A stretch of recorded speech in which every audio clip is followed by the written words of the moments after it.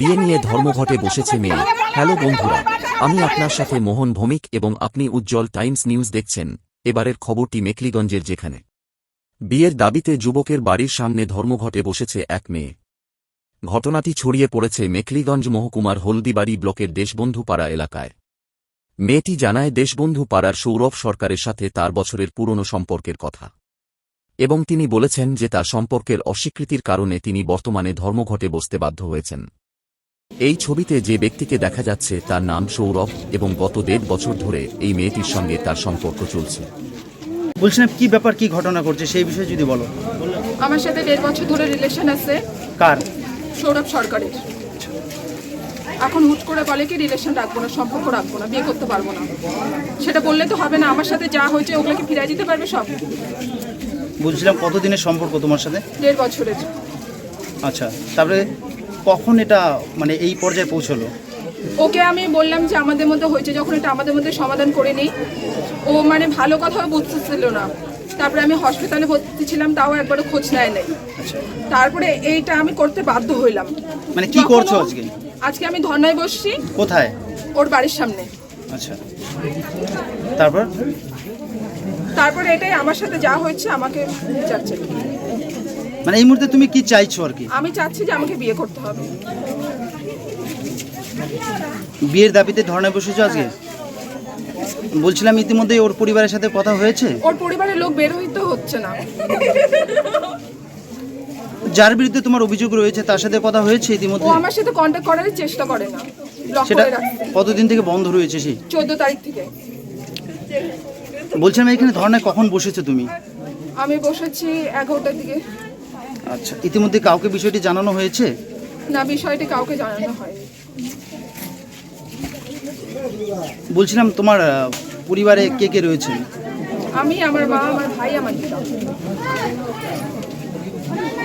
ছেলের বাড়ির সাথে যোগাযোগ করেছিলে তুমি? কি বলছেন ওনারা? ছেলের বাড়ি থেকে আমাদের পাড়ায় খবর পাঠাইছে একজনের দ্বারা, যে ওরা টাকা দিয়ে মানে সব শর্ট আউট করতে চাচ্ছে। কিন্তু আমি তো টাকা দিয়ে শর্ট আউট করবো না। ওরা আমি টাকা দেখে ভালোবাসি না, আমি ওর রূপ দেখে ভালোবাসি। আমি ওকে মানুষটাকে বিশ্বাস করে ভালোবাসি, তাহলে আমার বিশ্বাসের দাম দিক।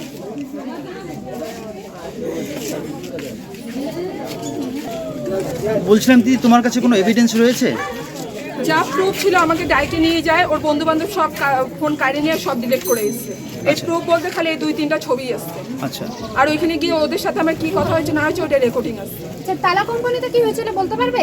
হ্যাঁ, তালা কোম্পানিতে আমাকে ডাকা হয়েছিল, যে আমাদের মধ্যে ঝামেলা চলতেছিল, সব কিছু সর্ট আউট করার জন্য আমি গেলাম। তো ও আমাকে ভালো মতো বললো যে আমি সম্পর্ক রাখতে পারবো না, এরকম ব্যাপার। আমি কেন পারবে না? তোমাকে তো আমি কোনো কিছু মিথ্যা জানাই নেই, সব কিছু জানাই গেছে, আমার ফ্যামিলি বিষয়, আমার বিষয়। তখন তুমি রাজি ছিলে, এখন তুমি হুট করে বলবা যে আমি রিলেশন রাখবো না, বিয়ে করবো না, তা তো হবে না। সাথে ছিল কার্তিক, উজ্জ্বল, সৌরভ, আরেকজন ছিল। তারপর সেখানে কি হয়? ওইখানটা আমি মানে ওরা এমন এমন কথা বলছে, ওইখানে আমি সেন্সলেস হয়ে গেছি। তারপরে আমার কিচ্ছু মনে নেই।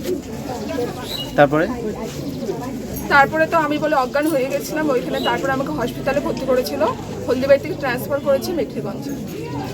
কয়দিন ছিল ওখানে? ওইখানটা আমি 4 দিন ছিলাম। ডাক্তারবাবু ছুটি দেবে না, তাও আমি ছুটি নিয়ে আসি। কোনো যোগাযোগ করেনি হসপিটালে? ছিলেন না, কোনো যোগাযোগ করে, দেখতেও যায় নাই। আর ওর বাবার মিথ্যা কথা লটাইছে যে আমাকে বলে দেখতে গেছে। এখন তোমার শারীরিক অবস্থা কেমন রয়েছে? এখন আমার শারীরিক অবস্থা একদমই ভালো না। আমার মেডিকেল দেখতে পারো, কাগজপত্র সব আসছে। কি বলেছেন মেডিকেল রিপোর্টে? ডাক্তার বলেছে যে এখন ছুটি হবে না, আপনি একদমই দুর্বল, শরীরে একদমই রক্ত নেই, তাও আমি ছুটি নিয়ে আসছি। এই অবস্থায় তুমি অসুস্থ শরীর নিয়ে এখানে ধর্নায় বসছো, কি বলবা? কতক্ষণ পর্যন্ত চলবে এই ধর্না? যতক্ষণ পর্যন্ত ওর বাড়ির লোক বের হবে না, কোনো সমাধান হবে না এটাই, ততক্ষণ পর্যন্ত চলবে। বলছিলাম কি হয়েছে দিদি? আমার মেয়ের সাথে 1.5 বছর থেকে সম্পর্ক। তখন বলেছিল যে হ্যাঁ আমাদের বাড়ির এই অবস্থা। বলছে ঠিক আছে, তো আমি তো তোমার মা বাবাকে করবো না, তোমাকে রেখে আমি বিয়ে করবো, ঠিক আছে। তারপর আমার মেয়ে বলছে দেখো আমরা গরিব, আমাদের সাথে তোমাদের তুলনা হয় না। তারপরে বলছে যে আমার মা বাবা রাজি না হলে আমরা পালিয়ে বিয়ে করবো। কিন্তু এখন আমার মেয়ের সাথে এই ব্যবহার করছে কেন? বলছিলাম আপনার মেয়ের সাথে এই ছেলের সম্পর্ক কয়দিনের? 1.5 বছরের। আপনি কখন জানতে পেরেছেন? আমি তো এই বাড়িতে আসার পর জানতে পারলাম যে আমার মেয়ের সাথে এই অবস্থা। কতদিন হলো জানা আপনার? আমার জানা হলো 2 বছর, 2 মাস হলো। আচ্ছা, তো এখন কি সিদ্ধান্ত নিয়েছেন আপনি? আমি চাচ্ছি যে আমার মেয়ের সম্মান করেছে তাকেই বিয়ে করতে হবে, ব্যাস। এর থেকে আমি আর বেশি কিছু চাচ্ছি না। বলছিলাম এই ধর্নার আগে ছেলের বাড়ির সাথে কি কথা হয়েছিল? আমরা যোগাযোগ করতে চাইছিলাম, তখন আমি শুনলাম যে ওরা যোগাযোগ করবে না আমাদের সাথে, আর যদি আমরা থানায় কেস করি তাহলে ওরা পয়সা দিয়ে কেসটাকে মিটমাট করে দেবে, তার জন্য আমরা কেস করিনি। তো এখন কি চাইছেন? আমি চাচ্ছি আমার মেয়ের বিচার। তো ধর্না কতক্ষণ চলবে? যতক্ষণ ওরা বাড়ির ফ্যামিলি না বসবে ততক্ষণ থাকবে। ফ্যামিলি কি বাড়িতেই আছে? হ্যাঁ, ওরা বাড়িতেই আছে। বলছিলাম আপনার মেয়ে অসুস্থ, হ্যাঁ, তারপর এই তো। ধর্নায় বসছেন। ওকে তো ডাক্তার ছুটি দিচ্ছিল না, বলছে তোমাকে আরো 2 দিন থাকতে হবে, তাও ও ছুটি চলে আসলো। এই তো এইটাও যার বাবা লোটাচ্ছে, এই বলে পয়সা দিয়ে ইয়ে করবে, এই বলে এই করবে, আমাদেরকে বলে দেখতে গেছে হসপিটালে, কেউ একটা ফোন করে আমাদের খবর নেয়নি যে আমার মেয়েটা কেমন আছে না আছে। তার ছেলের জন্য তো এত কিছু হলো, যদি আমার মেয়েটা যদি সম্মান ইয়ে হতো তখন কি এর থেকে বড় ক্ষতি হলে কে তার দায়ী হতো? ওর বাবা মা দায়ী হতো তার? বলছিলাম ছেলের বাড়িটা কোথায়? ছেলে বাড়ির সামনেই দাঁড়িয়ে আছি আমরা। মানে এই জায়গাটার নাম কি? এই জায়গাটার নাম হচ্ছে দেশবন্ধু পাড়া। ছেলেটার নাম কি? সৌরভ সরকার। কি ঘটনা করছে এই এলাকায়? এই ঘটনা সম্বন্ধে আমার কিছু জানা নেই। তো একটা একটা সাথে প্রেম করছে কি কোনো করছে আমরা জানি না। এই যে আসলাম, আসি দেখতে পাচ্ছি এখানে ধর্নায় বসে কি আছে। দেখতে পাইলেন? মেয়েটা ধর্না বসে আছে, আর এখানকার প্রতিবেশীরা তাদের বলছে থানায় গিয়ে কমপ্লেন করো, এরকম পাড়ার মধ্যে এই সমস্ত না করাই ভালো। এই শুনছি। মানে কিসের দাবিতে? বিয়ের দাবিতে ধর্নায় বসে?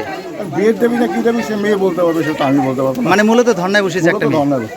আচ্ছা, বলছিলাম দুজনই কি হলদিবাড়ির লোকাল? হ্যাঁ, যতটুকু জানি মেয়েটার বাড়ি নিরাকরণী 11 নম্বর ওয়ার্ড, আচ্ছা স্যার। এটুকু জানি। আর বলছিলাম এখানে কি ছেলেটার বাড়ি? ছেলের বাড়ি এটা। ছেলেটার কি নাম দাদা? ছেলের নামটা সঠিক জানি না। বলছিলাম কোথায় আপনার বাড়ি কোথায়? আমার বাড়ি 10 নম্বর পাশে। মানে এই হলদিবাড়ি এলাকায়? হলদিবাড়ি। কি নাম দাদা আপনার? আমার নাম সজল।